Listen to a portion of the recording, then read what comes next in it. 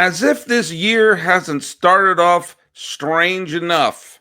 Well, there's a soap opera going on with the San Diego Padres. Let's bring in Javier Reyes from Locked On Padres. Do ourselves a crossover.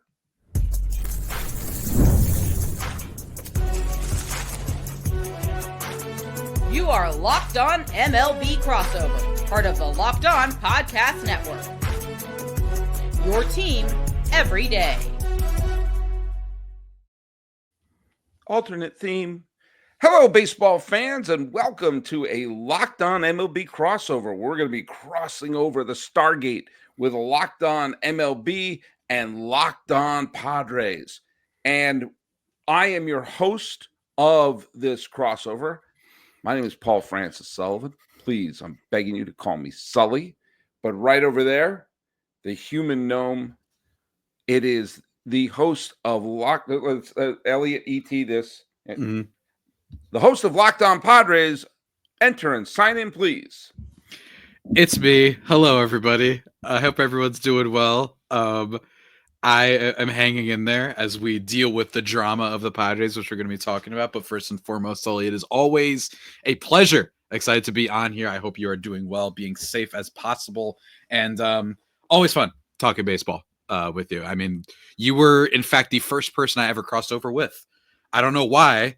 I don't know why you heard that I was the new Padres host and you were like, let me invite this idiot on. But alas, that was how it went down. So how I appreciate long ago that. was that? That's got to be, it was either very like December 2019 or like pre-COVID 2020, which would be like. Okay, so January. we're talking about 4 years, 5 years, yeah, right? Yeah. And in that 4 or 5 years, you didn't learn that when I say introduce yourself, you say your name. Oh, you didn't say my name? No, swear I didn't. No, that's for you to say. It's Javier Reyes.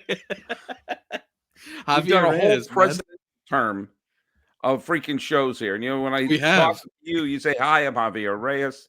You know, I'm not even going to start this show over. We're going to keep going here.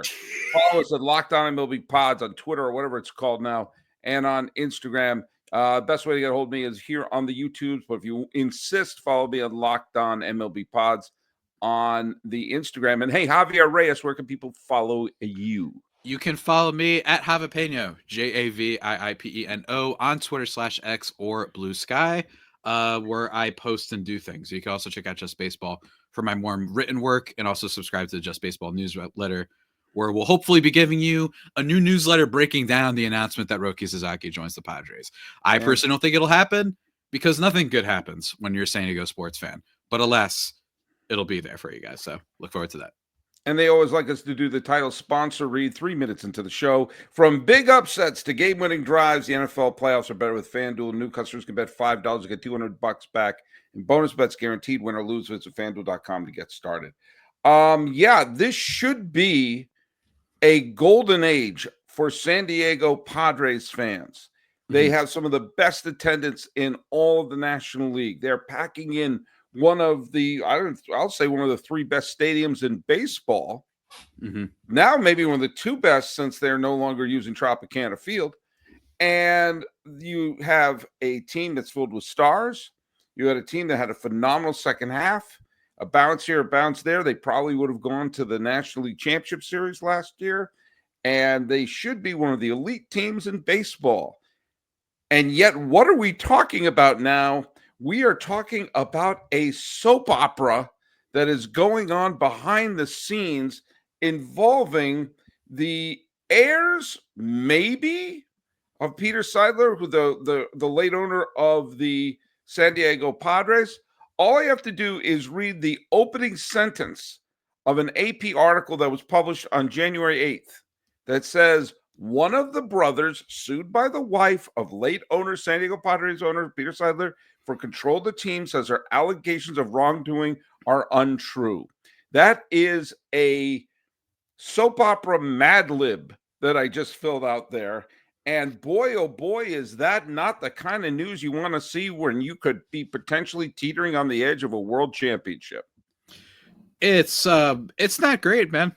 It's not great. It's pretty hilarious how over these 4 years, speaking of that much, like how back and forth the vibes for this team has been, right? I mean, even if you want to go before that, right? You sign Eric Hosmer, that stinks. Everyone's mad. This is a bust of a car. Then you signed Manny Machado, and that was kind of like in my opinion, the true beginning of this current, like, wow, wait, you guys are serious. You're actually like going to be a big market now, or at least act like a bigger market, I should say.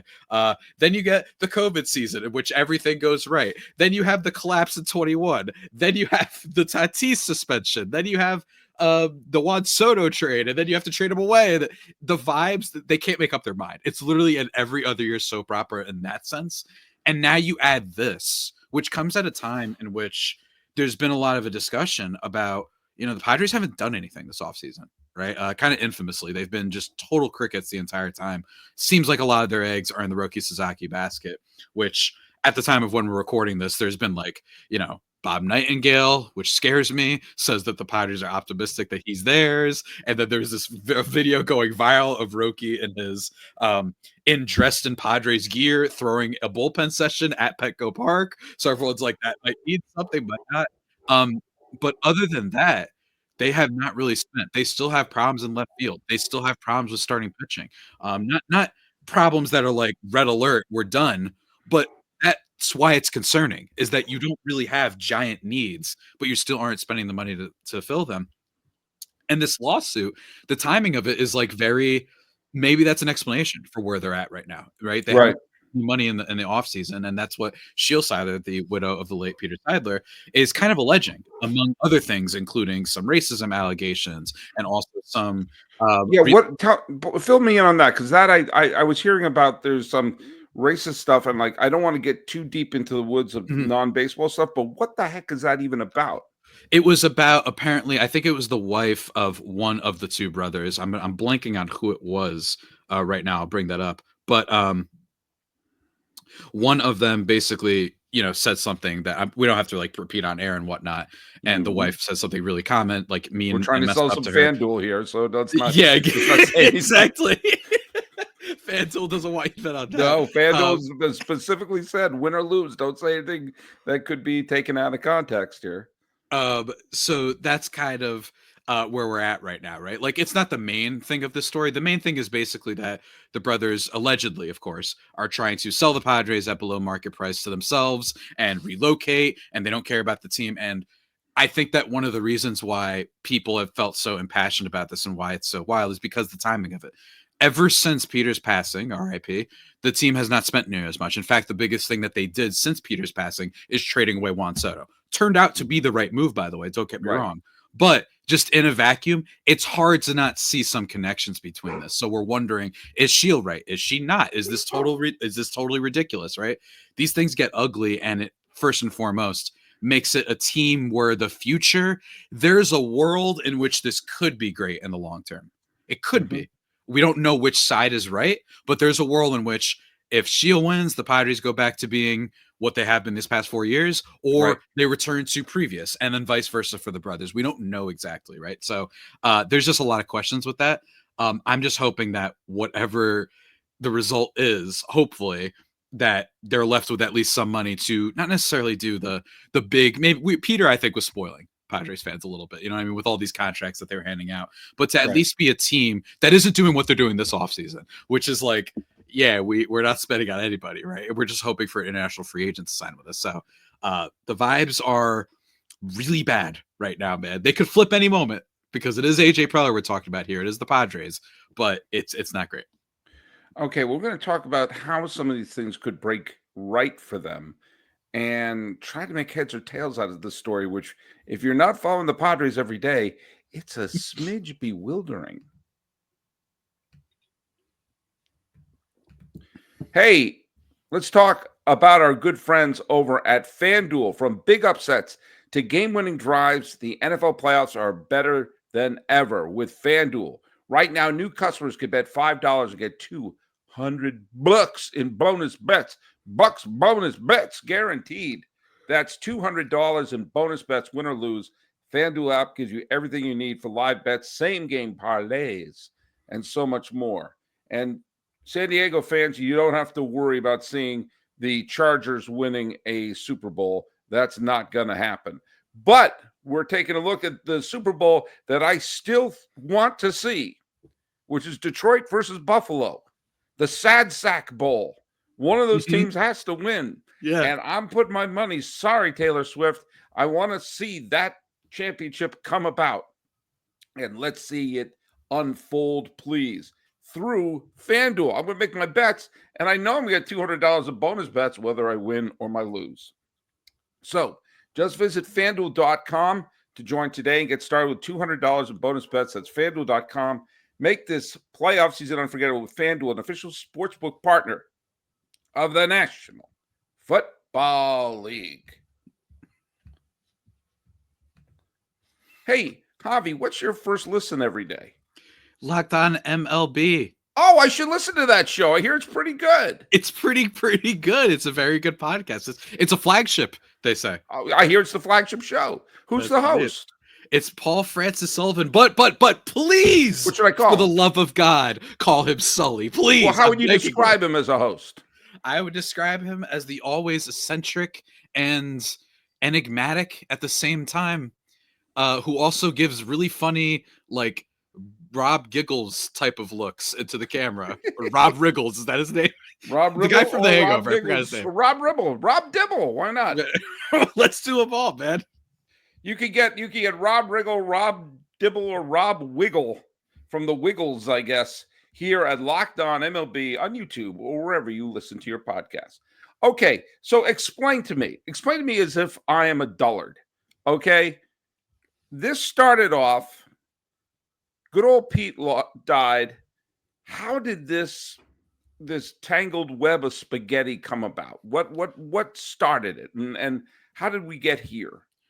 Well, I think that's kind of what everyone's wondering, right? Because the lawsuit has been filed at such a weird time, I think, right before there's a vote to figure out exactly like who's going to be the main person and head of the charges. That's why we're hearing about it now, Padres. I guess. But the Padres, yeah. The Padres. You're the host of Locked On Padres. That's right. I am the host of Locked On Padres. Just so you know. Even if I occasionally forget it in the midst of my ramblings. But it's kind of, we're trying to figure out like what exactly has been going on, because you also have to look at, like, just for now, we look at it through Shield's perspective, like, if this must be really hard, right? Like, this must be a hard situation to navigate with not just the kids having lost their father and then her having just lost her husband and dealing with all this, right? Like, it's just this situation that, historically speaking, I mean, if you want to look, like, recently, there was an ownership kind of clash, let's call it, with the Los Angeles San Diego Chargers, right? In which I think it was the wife just wants some extra money, or the sister, I'm sorry,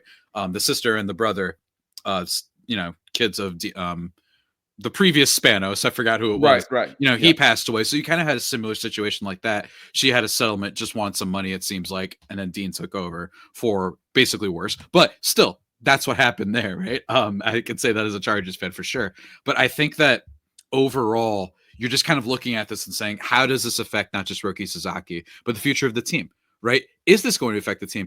I've heard some convincing cases that people are like, you know what? It's going to be not great, but it won't affect everything. Like, it's not going to affect like people who are scouting and still trying to draft well, right? Or teams or the players that are currently on the team.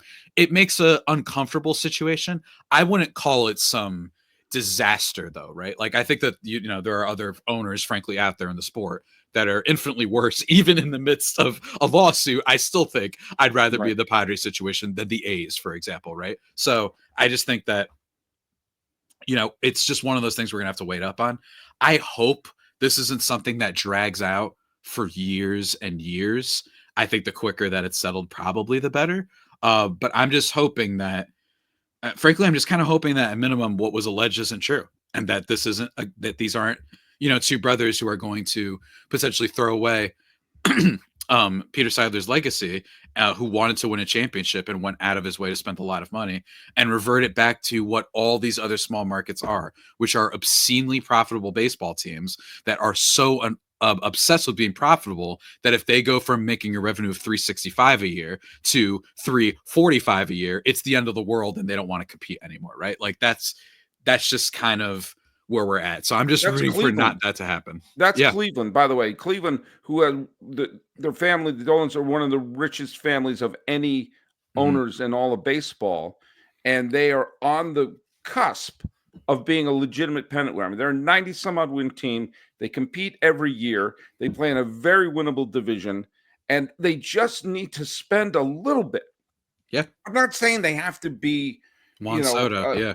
They don't have to be on the Juan Soto thing, right? But they're always in the lower third of payrolls. All they have to do is be in the middle, and they would win the division every year, and eventually everything would line up. A hit here or a hit there, they would have been in Game 6 of the ALCS last year, and roll the dice on that. They would have been in the ALCS with a hit here or a hit there in 2022. They probably would have gotten their butts handed to them by Houston, because Houston was much better, but that's not the point. The point is they're a team that could potentially win, provided that they spend a little bit of money. And that was the great thing of what was happening in San Diego, because for years and years and years, San Diego was the poster child for small market teams and the futility of small market teams, or the supposed futility of small market teams. And then finally he said, heck with this. I'm going to spend my money and put a product in the field. And when have you ever seen crowds like this in San Diego? When have you ever, with the exception of like 84 and 98, when they went to the World Series, or in the film The Kid from Left Field with Gary Coleman, even in that film, they didn't get crowds like that. I will always make reference to that movie. I'm sorry. You've done this every single time. Every single time I have to have you on, I make reference to the made-for-TV film The Kid from Left Field with Gary Coleman, the only time the Padres have ever won the World Series. Okay, here's a trivia question. Put it down here. In the movie The Kid from Left Field, what team did the Padres defeat in the NLCS? And what team did they defeat in the World Series? Put it right down here in the comments section here. This is we're going to bring it up every damn time. But you take a look at where they were. I mean, they went to the NLCS in 2022. And then last year they were up 2-1 and had the Dodgers on the rope on a bullpen game where the Dodgers looked dead from the neck up, falling behind 2-1. All the momentum was on San Diego, who played like the best team in baseball. They damn nearly caught the Dodgers in September, and then suddenly they forgot to hit, and they were outscored 10-0 in the final two games. I really, as someone who's always wanted to see the Padres win, I really hope that's not the peak. That's the best peak, it gets. Right? Yeah.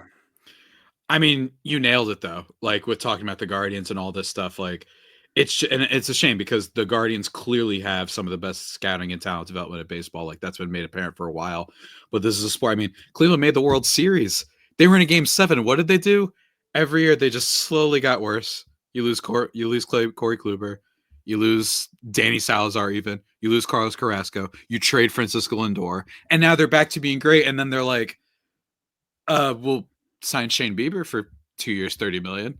It's like, great. Can you maybe do a little bit more? So it's really unfortunate. And Sully, you would appreciate this. Like past 30 seasons, there have only been 3 teams to win the World Series that were outside the top half in payroll.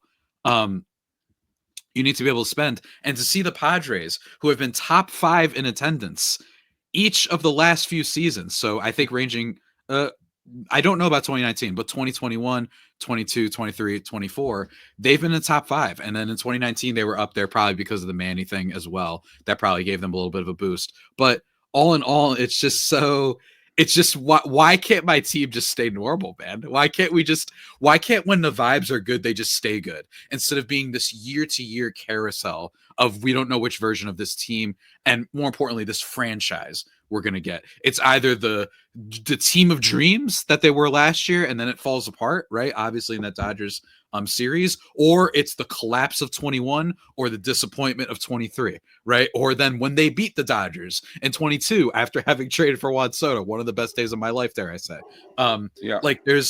It's just you never know what you're getting with this team in a lot of ways. Like next year could be a year in which they finish 4th place and I would be 0% surprised, frankly, because I don't know why, but the NL West is apparently the only division in baseball that tries. This is a new phenomenon that I've noticed. Like, apparently you've got the Giants, the D-backs, the Dodgers, and the Padres.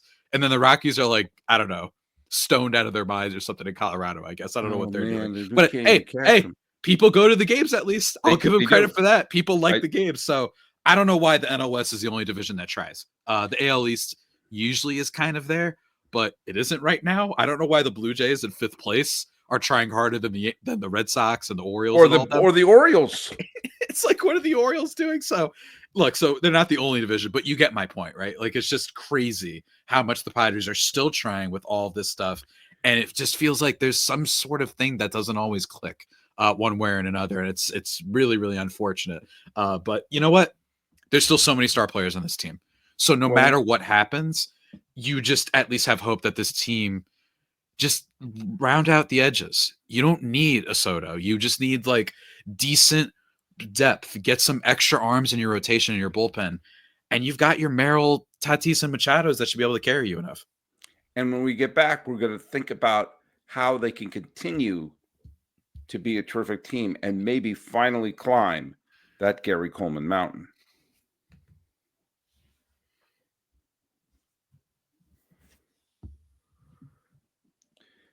This is the greatest era for San Diego Padres history in terms of their popularity in San Diego. I think no small part of it is the loss of the Chargers, that this is their team.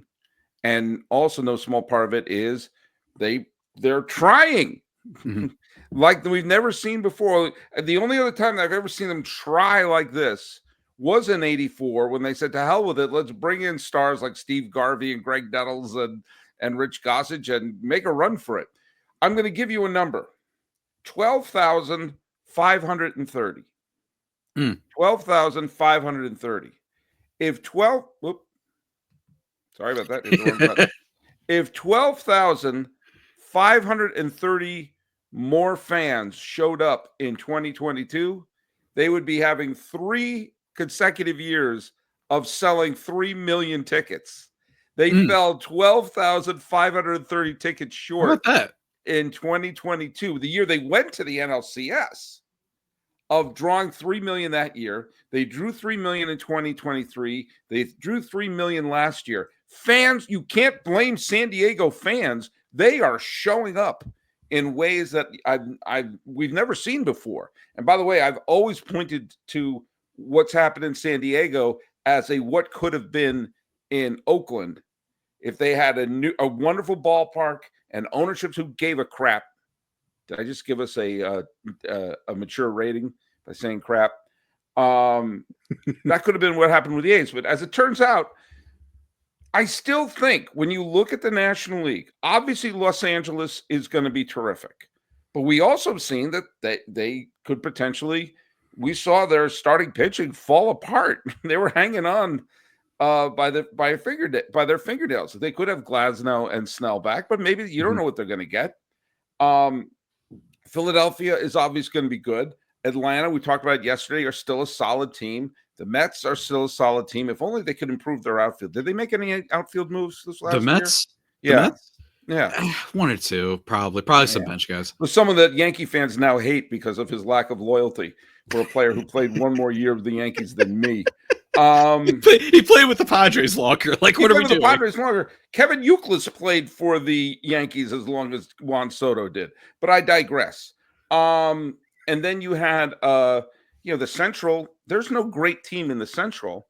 Padres are still, barring just a collapse like what happened in 2021, the Padres are still a playoff team and still the kind of team that if things break right, like it did for Arizona in 2023, like it did for Atlanta in 2021, this is a team that could get to just punch the ticket to October and roll the dice.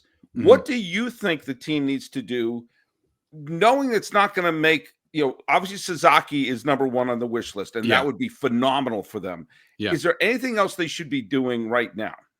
It's just, I think that what you do is you take, it's been rumored a lot, Jake Cronenworth, Robert Suarez, Luis Arraez, some players that you might be able to move.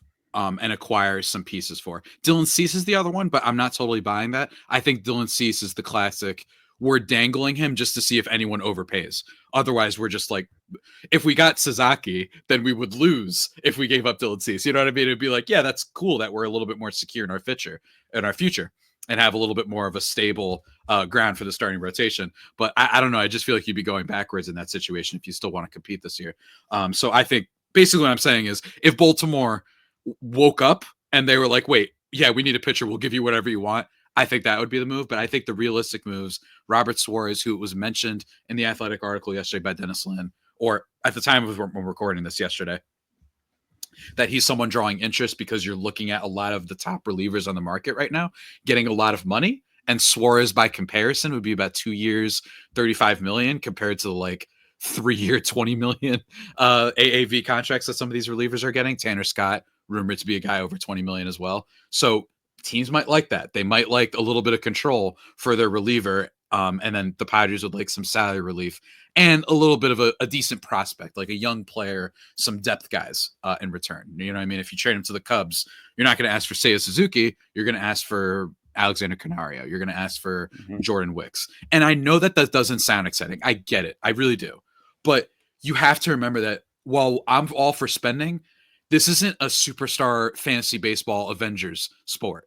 Once you have those stars, then it's about having a little bit of a base. The Rangers, I think, are really the living example of all this. Yes, they made all the headlines by signing an absolute nuke ton of players with Marcus Semien, Corey Seager, and John Gray, and then, of course, later Jacob deGrom being the main ones. But they also got a lot of value out of guys like Adolis Garcia, out of guys like Wyatt Langford and Evan Carter, who was like a playoff superhero, right? You combine the success there. That's why I think the Rangers are going to be good next year, because they've got some good prospect arms coming up, and you've got the superstars you've paid with. It's a balance of the two. So for me, the Padres are way too slanted towards star power right now. If you can just get a decent catcher, that way you're not relying on Luis Campusano to have some otherworldly breakout. That won't cost too much, right? Get a decent back end guy, and when you trade, whether it be Arise, Cronenworth, or Robert Suarez. I know that Suarez sounds crazy to people, but I just think like the Padres bullpen, I think, is really, really good. And I think that they can afford moving Jason Adam to the closer role if they need be. Yeah, and that there's sometimes you will see that, you know, if you take a look at who the best relievers are 1 year and you go back 5 years before that and 5 years before that, you're going to see very few names popping up in the list year in and year out. I mean, you see a lot of times as someone who's an outstanding reliever 1 year and then 3 years later, it's like, geez, were they non-tendered? You know, it's so that relievers burn out. I know that's sad to say, and there are exceptions. There are some people who've had really long, wonderful careers. But, you know, if you're going to sell a reliever, sell high. And I don't mean to the Rockies. I mean just to sell, you know, when their value is super high. And I think the Padres, I'm a broken record about this. I talk about this on the show a lot. But when I take a look at what the 2021 Braves did, when they had all those massive injuries, including to their franchise player, Acuna, they made sure in midseason, when they had a losing record, they made sure every hole was filled with a major league player. And the Padres just need to make sure that every hole is filled with a major league player. That's one of the reasons why they were able to survive dealing Soto last year. They didn't dump him. They got some good players back. It wasn't like they dumped them to the Yankees. And they also made sure that up and down the lineup and up and down the rotation, up and down the bullpen, there were not massive holes where you're playing a quadruple A player, you know, or having to throw a bullpen game deliberately every 5 damn days. Yeah. I think that's where they're at, right? Like just fill out it's not exciting, right? Like, no, but I think that oftentimes in sports, not all the time, but sometimes doing the boring move is what's necessary, right? As a fan of a football team this year, they could have taken a superstar receiver, my team, and instead they took a tackle. Yeah, I know it's more fun to see receiver go boom, 50-yard touchdown, but you know what matters more in the trenches sometimes? Guys that can protect your quarterback. In this case, just filter out the depth, and I think that they'll be good, and just have hope for the future. I mean, I know we talked a lot in the first few segments, like we don't know what version of the Padres we're getting in the future, right? Like we don't know if they're going to revert tremendously, but I still think that at the very minimum, Tatis and Machado aren't going anywhere, guys. Like, these are long-term players, and Jackson Merrill, at the very minimum, is still under arbitration and full team control for a much, much, much longer time. Yu Darvish, Joe Musgrove, like, you've got guys. So in a way, they might not be able to do their, at least maybe I'm coping, they might not be able to do their tear down and back to being poor Padres, at least for a while, right? Like, that's the hope. So we'll have to see how that kind of shakes out, man. I'm very, very scared and cautious, but I think they could do it. And I think the Braves is a good example. Like, it's the flashy moves are not always the way, right? It's not the only. I understand the Dodgers and the Rangers we just brought up, but sometimes some of the moves the Rangers made, it wasn't always the superstars who made the big. Even something like Eovaldi was not a massive. Oh my God, player anyone can have. Yeah. And he became the playoff pitching star for that team. Jordan Montgomery and Josh freaking Spores clinched the World Series. And by the way, you were saying that this isn't exciting. Okay, now it's exciting. But what do the 2021 Braves and the 2023 Rangers have in common? They won the World Series. Yeah. Which I have a feeling Padre fans would be happy to see, because they haven't seen that since the Gary Coleman film, The Kid from Left Field. And frankly, I mean, don't get me wrong, did it the way we want. Look at just the 2024 Padres. Last offseason, all they did was trade away one of their best players and sign Donovan Solano and Jurickson Profar to minor deals. And look what happened. Right now, you hit the absolute megaton nuke jackpot with Jurickson Profar. You never sign a player for $1 million and they give you a 5-win season, right? Like, that's crazy. But 2-win seasons, 1.5-win seasons, that stuff adds up, man. And I know people love making fun of the Dodgers for how much they spend, but they're also really good at development. There's a reason why Michael Kopech was awesome for them this past season. There's a reason why they draft well and they get the Kershaws and the Cody Bellinges in the first place, or they get Jason Hayward to be a serviceable player. Teoscar Hernandez does even better with them. Sometimes it's not all about the stars, it's about developing. Tommy Edman, good player as well. Chris Taylor, even, like Will Smith, another draft person. Like, it's going to be hard, but you have to remember, look, before this year, everybody used to make fun of the Dodgers. I was myself included, that they would choke a lot. It's not impossible. And maybe they got the winning out of their system. Maybe. Again, that sounds like I'm coping, but they got it out of their system. Now that they're done, they don't have the motivation anymore. So maybe they can beat them, but we'll see. All right. Well, look at what I don't have out of my system is having Javier Reyes, whether he introduces himself or not, appear on the show. So where can people follow your show? You can check it out at @LO_Padres on Twitter/X, Locked On Padres on YouTube, Gmail, 3 times a week while we're in off-season mode. Obviously, we'll be doing episodes on everything. Roki Sasaki, everything with this lawsuit, whatever happens. AJ Preller, the madman, he's working on something out there. So keep it locked in. And we'll be on here for the Roki Sasaki uniform number retirement ceremony as well, which and when they build that statue, as he signs with the Angels, right? That's what's going to happen now. It's just he'll sign with the Angels after he's won 2 World Series elsewhere. The Angels are a retirement community. Follow us at Locked On MLB Pods on Twitter, or whatever it's called now, and on Instagram. I'm your pal Sully. Follow me at Sully Baseball Podcast on Instagram and subscribe to us here on YouTube. Talking about the soap opera in San Diego that could end with a parade. Knock on wood if you're a Padres fan. This has been a Locked On MLB, Locked On Padres crossover. He's Javier Reyes. I'm Paul Francis Sullivan. Please call me Sully.